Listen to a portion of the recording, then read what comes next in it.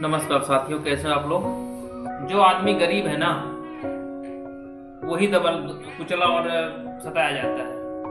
इससे फर्क नहीं पड़ता कोई यादव है, कोई हरिजन है, कोई ठाकुर है, बाबुन है, कोई भी है। जो बंदे के पास पैसा नहीं है ना, वही सताया जाता है। तो भैया, उसको ऊपर आने का एकमात्र रास्ता है कि अपनी शिक्षा अच्छी करे, अपनी जानकारी ठीक ठाक करें, समाज में ऊपर आ सकता है। लेकिन आप जब किसी को अगर भगवान बना देते हो ना, तो फिर उसके बताए रास्ते पे चलते नहीं हो।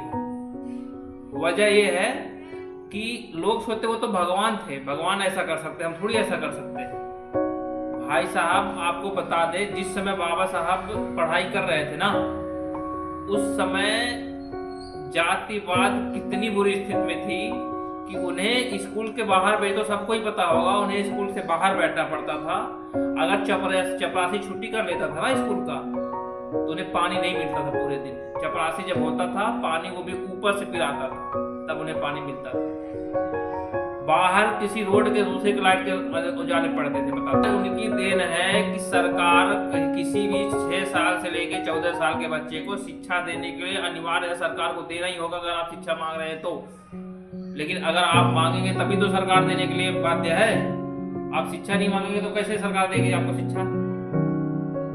बाबा साहब का तो संदेश था, शिक्षित बनो, संगठित रहो, सुरक्षित रहो।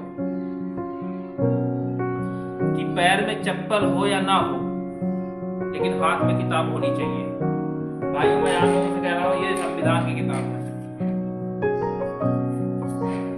इसमें उल्टा आ रहा है वीडियो, हमने क्योंकि उल्टे साइड बना रहा हूँ। ये संविधान की किताब, भारत का संविधान है। ये सिर्फ 200 रुपये, 180 रुपये का आता है, ठीक है।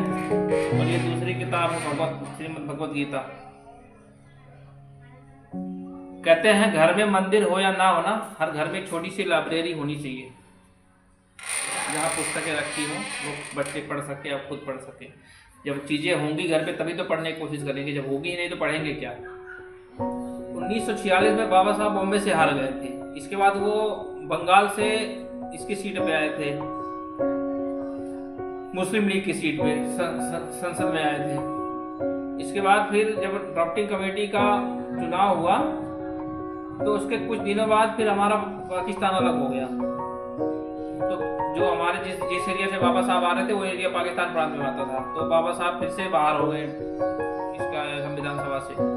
तो फिर लोगों ने अपने जो ऊपर के नेता थे, जैसे लाला नेहरू थे और वल्लभ भाई पटेल थे, तो ये सारे लोगों ने सोचा कि बिना बाबा साहब के तो संविधान लिखना इतना संभव नहीं है। क्योंकि सबसे जो हमारे कानून का सबसे ज्यादा जानने वाला, जिसके पास सबसे ज्यादा डिग्री है और जो सबसे ज्यादा जानने वाला है कानून का, वही नहीं होगा तो एक जैसा भारत का कानून हम लोग चाह रहे थे, वैसा कानून मिल नहीं पाया।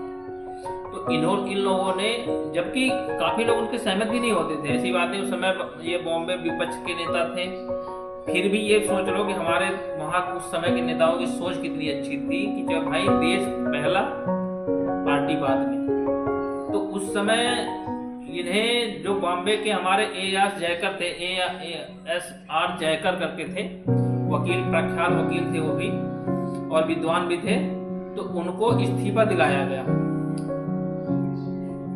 ये हमारे जो वल्लभ भाई पटेल थे ना, लोग उन्हें ऐसे ही नहीं कहा जाता भाई, उन्होंने बोला कि भाई देखो, बाबा साहब को आना बहुत जरूरी है।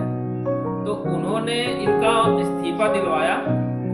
उसके बाद फिर ये बॉम्बे सीट से चुनाव लड़के वापस ये उसमें आए, सभा में आए, विधानसभा में सदस्य आए। तो फिर इन्हें ड्राफ्टिंग कमेटी का अध्यक्ष बनाया गया। उसमें लगभग 300 प्लस आदमी थे, मतलब आजादी के बाद लगभग 299 के आसपास थे। तो इन सब लोगों का काम था कि अलग अलग देशों के संविधान को पढ़ के और अलग अलग राज्य, अलग अलग भाषा में की क्षेत्र में जाके उनकी बातें सुन के उसके बाद उसको लिखित रूप में ले आना और संविधान में रखना, प्रस्तावना करना। तो ये सारा काम तो ये सारे लोग करते थे। लेकिन जो 7 सदस्यीय ड्राफ्टिंग कमेटी बनी थी, उसमें बाबा साहब ने ही मेन काम किया है। बाकी सारे लोग, कुछ लोग तो मतलब कहते हैं ना कि बहाना बना लिए कि तबीयत खराब हो गया, कुछ लोग इस्तीफा दे दिए, कुछ लोग आए ही नहीं, कुछ लोग दिल्ली से बाहर थे। तो बाबा साहब ने ही ज़्यादातर काम किया और बहुत मेहनत किया। जो लोग कहते हैं ना कि खून अपने खून से लिखा, तो इसी को शायद लोग कहते होंगे, इतना खून पसीना उन्होंने इसमें लगा दिया अपना कि वहाँ पे इनकी बताते हैं कि मधुमेह था और भी काफ़ी दिक्कतें थी पैर वगैरह में, लेकिन फिर भी इन्होंने अपना काम जारी रखा तबीयत खराब होने के बाद भी, और इन्होंने ड्राफ्टिंग तैयार किया। और इसमें बाकी योगदान देखो सबका है थोड़ा थोड़ा। बाबा साहब खुद ही कहते हैं कि अगर BN राव ना होते तो मैं शायद इतना अच्छा नहीं कर पाता काम। बाकी देखो समझ तो हमारी भी थोड़ी ही है, ज़्यादा समझ में भी नहीं है, और चीज़ें आजकल तो ऑनलाइन में कुछ भी पता कर सकते हो आप लोग, तो किसी के बातों में आके कोई चीज़ें मत करा करो भाई लोग। लो भगवान की तरह पूजो, अच्छी बात है, लेकिन उनकी बताए रास्तों पे चलो। कहते हैं लोग अगर किसी को भगवान बना देते हैं ना, फिर उसके बताए रास्तों पे नहीं चलते हैं, क्योंकि तब लोगों को एक आसान सा उत्तर मिल जाता है कि यार वो तो भगवान थे इसलिए कर लिया, हम थोड़ी कर सकते हैं ऐसा।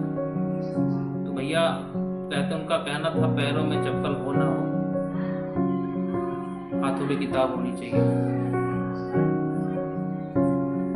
तो सब लोगों को इस पे ध्यान दो, आगे बढ़ो, जिससे कि हम एक संगठित, सुरक्षित और शक्तिशाली माहौल बना सकें।